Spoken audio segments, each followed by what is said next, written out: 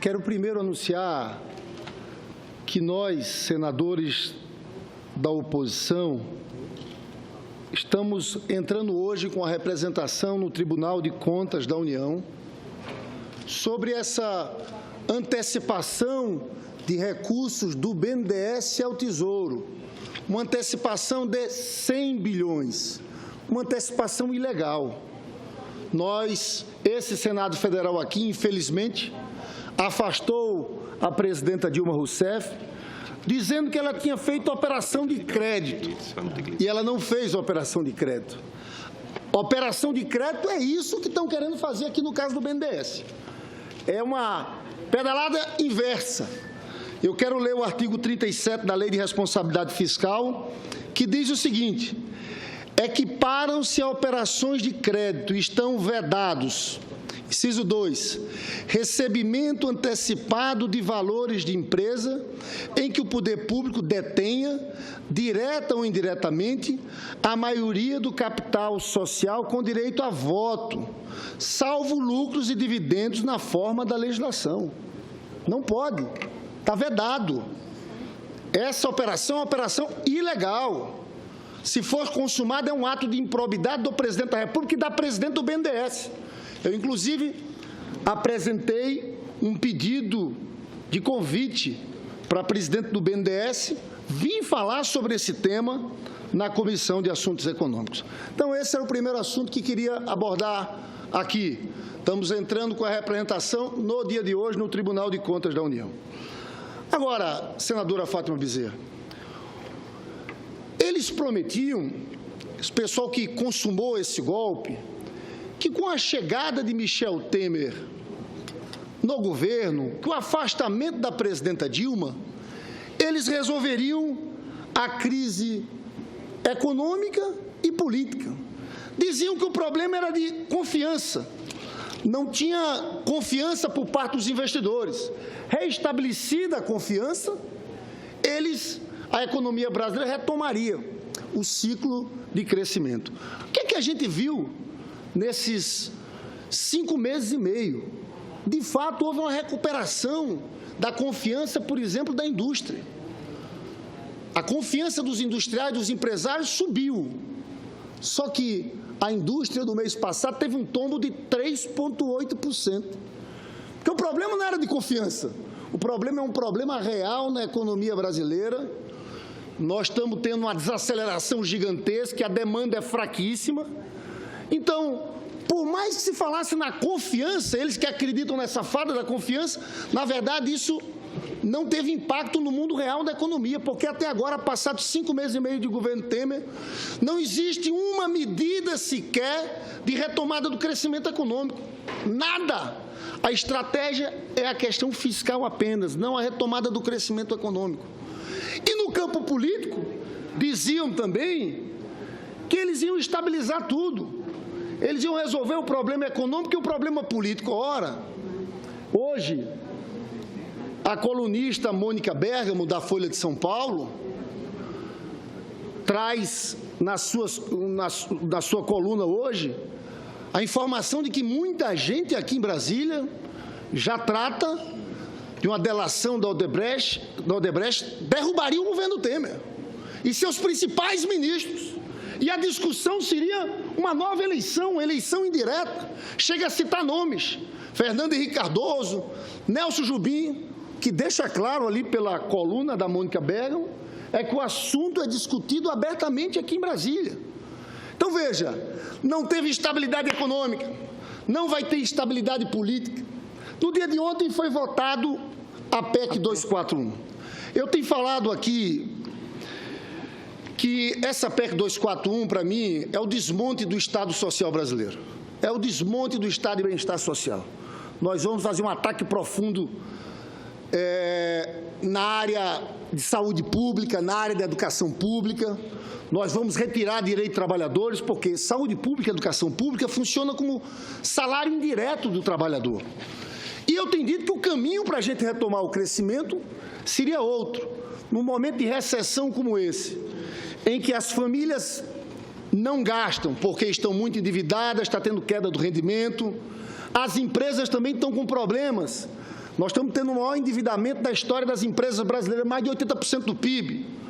Se não é o governo que assume o papel de aumentar o gasto público em investimentos na área da educação, na área de saúde e gasto social, não tem como recuperar a economia. E eu trago hoje aqui uma matéria do Wall Street Journal, do secretário de Tesouro americano, dizendo o seguinte, que os formuladores de política não estão mais debatendo crescimento versus austeridade, mas como empregar melhor a política fiscal para apoiar a economia. E defendem nessa entrevista aqui a volta dos gastos públicos no mundo inteiro para reaquecer a economia. Eu acho que nós temos que, nessa discussão da PEC 241, eu acho que o Senado Federal tem que fazer diferente da Câmara dos Deputados. Nós temos que fazer um debate aprofundado. Na Câmara aquilo passou correndo. Aqui nós vamos ter uma audiência pública na CCJ, no próximo dia 8. Ficou acertado também de fazer uma audiência aqui no plenário do Senado Federal, no próximo dia 22. Na próxima segunda-feira, a Comissão de Direitos Humanos, com a Comissão de Educação, junto com a Comissão de Educação, senadora Fátima Bezerra, vai fazer também uma audiência pública, também sobre o tema. Então, eu espero que aqui no Senado Federal o resultado seja outro, até porque está havendo muita mobilização no país. É impressionante nas redes sociais como as pessoas acordaram para esse debate, estudantes, professores, profissionais da área de saúde. Ontem, em São Paulo, teve uma passeata de jovens na Avenida Paulista. Na segunda-feira, a passeata foi do Rio de Janeiro. E eu espero que aqui no Senado, com essa mobilização que está crescendo, a gente tenha um resultado diferente. Porque, infelizmente, a aprovação dessa PEC 241 colocará o Brasil no processo de profunda estagnação. Se teve uma coisa que nós conseguimos avançar no último período, foi a redução da desigualdade, que foi fruto do aumento do investimento social, do gasto social. Porque tem gente que chama gasto social a política de transferência de renda. Nós chamamos de investimentos. Os gastos com a educação também, para nós, são investimentos. Então, foi esse crescente investimento social que fez com que a desigualdade no país crescesse. O que eles estão querendo fazer, pessoal, de forma resumida aqui, é destruir essas conquistas do último período. Porque não tem jeito. Todos os economistas que têm debater nessas audiências públicas têm dito o seguinte: independente da reforma da Previdência, vai ter um crescimento de 8% para 9% do PIB dos gastos da Previdência. Vai ter esse crescimento. Se nós vamos limitar pela inflação, e hoje, segundo o próprio governo, hoje nós gastamos algo em torno de 20% nas despesas primárias, segundo o governo, em 10 anos isso vai cair para 15%, 14%. Se nós analisarmos a comparação internacional, os países da OCDE, algo em torno de 40% de gastos primários. Nos Estados Unidos, Reino Unido, França, ninguém gasta abaixo de 20%. Ontem eu trouxe aqui a relação dos países que gastam abaixo de 20%. É uma vergonha, nós vamos estar junto com 11 pequenos países, pobres países, que gastam menos de 16% do PIB em gastos primários, em educação, saúde, previdência. Nós temos dito sempre, eu encerro esse pronunciamento, que nós vamos cobrar aqui, desses que defendem esse plano de austeridade e esse ajuste fiscal, porque não apresentam uma proposta ao menos, para os mais ricos, para o andar de cima. Não tem uma.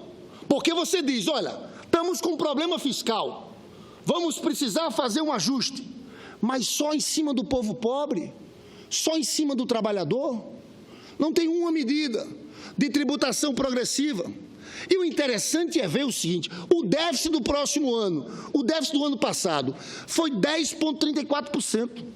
8,5% foi de pagamento de juros. Por que você não fez isso? Foi de pagamento de juros. Senador, por que vocês não fizeram isso? Vocês tiveram 14 anos de governo. Tem um orador, por que vocês não fizeram isso? Tem um orador na tribuna ainda, e se ele concedeu a parte, não só... Vamos organizar, por favor, eu quero a voz aqui. Tem um orador na tribuna. É muita hipocrisia. Um orador na tribuna, vamos respeitar, por favor. O som aqui para o orador.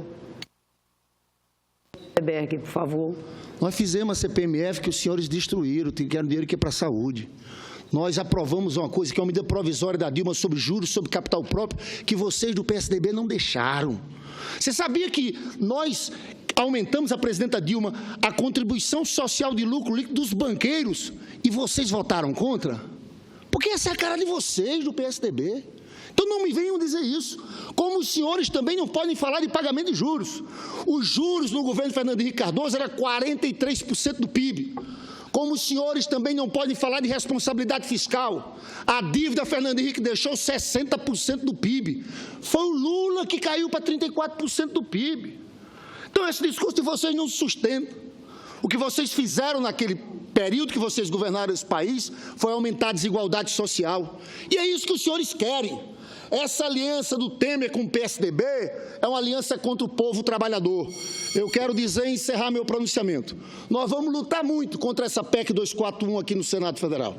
Eu acho que a gente está desmascarando o que está por trás dessa PEC para o povo brasileiro, em especial para a juventude, que está se mobilizando, ocupando escola, fazendo mobilizações e passeatas. E nós vamos lutar muito para derrotar essa PEC aqui no Senado Federal.